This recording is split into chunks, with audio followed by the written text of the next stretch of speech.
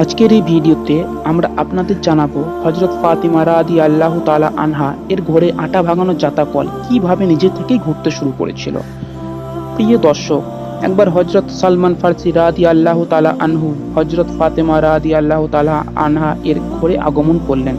তিনি দেখতে পেলেন হযরত ফাতিমা রাদিয়াল্লাহু তাআলা আনহা নিজ হাতে জাতাকল ঘুরিয়ে গম ভেঙে আটা তৈরি করছে।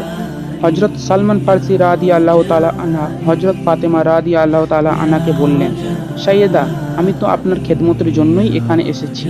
আপনি অনুমতি দিলে আমি বাকি আটা ভাঙানোর কাজটুকু করতে চাই।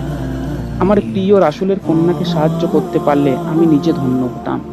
আর যদি আপনি নিজেই সেই কাজটি করতে চান, তাহলে আমি শিশু হযরত হুসাইন রাদিয়াল্লাহু তাআলা আনহাকে দেখাশোনার দায়িত্ব নিচ্ছি। হযরত ফাতেমা তখন বললেন, আমি হযরত হুসাইন রাদিয়াল্লাহু তাআলা আনহুকে দেখাশোনা সবচেয়ে ভালো করতে পারি, অতএব আমি তাকে কোলে নিচ্ছি, তুমি যাতা ঘোরাও। হযরত সালমান ফারসি রাদিয়াল্লাহু তাআলা আনহা সাথে সাথে রাজি হয়ে গেলেন। এরপর তিনি অনেকক্ষণ সময় ধরে যাতা কল ঘোরাতে লাগলেন। মূলত হযরত ফাতেমা রাদিয়াল্লাহু তাআলা আনহাকে বেশ কয়েকদিন ধরে ঘরে একা রেখে হযরত আলী রাদিয়াল্লাহু তাআলা আনহা বিভিন্ন কাজে বাইরে ছিলেন। হযরত সালমান ফারসি রাদিয়াল্লাহু তাআলা আনহা বললেন, এরপর আমি অনেকক্ষণ ধরে জাতাকল ঘোরালাম, আটা ভাঙাতে লাগলাম, কিন্তু নামাজের আজান হওয়া মাত্রই আমি তাড়াতাড়ি মসজিদের দিকে চলে গেলাম।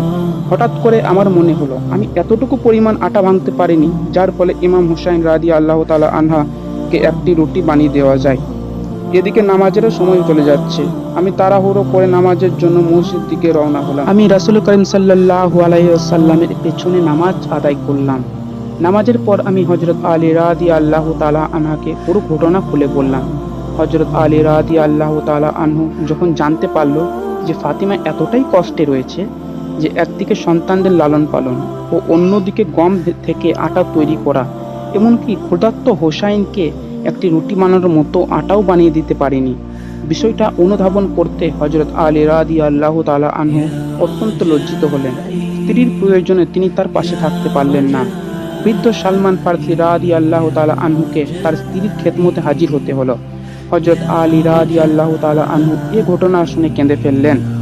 তিনি মসজিদ থেকে বেরিয়ে গেলেন, কিন্তু এর কিছুক্ষণ পরেই হযরত আলী রাদিয়াল্লাহু তাআলা আনহু পুনরায় হাসি মুখে মসজিদে প্রবেশ করলেন। রাসূল করিম সাল্লাল্লাহু আলাইহি ওয়াসাল্লাম হযরত আলী রাদিয়াল্লাহু তাআলা আনহুকে এর কারণ জিজ্ঞাসা করলেন। হযরত আলী রাদিয়াল্লাহু তাআলা আনহু বললেন, আমি মসজিদ থেকে বেরিয়ে গিয়ে হযরত ফাতেমা রাদিয়াল্লাহু তাআলা এর নিকটে গেলাম। আমি সেখানে গিয়ে দেখতে পেলাম ফাতেমা রাদিয়াল্লাহু তাআলা আনহা ঘুমাচ্ছে, আর হযরত হুসাইন রাদিয়াল্লাহু তাআলা আনহা তার বুকের ওপর শুয়ে ঘুমাচ্ছে।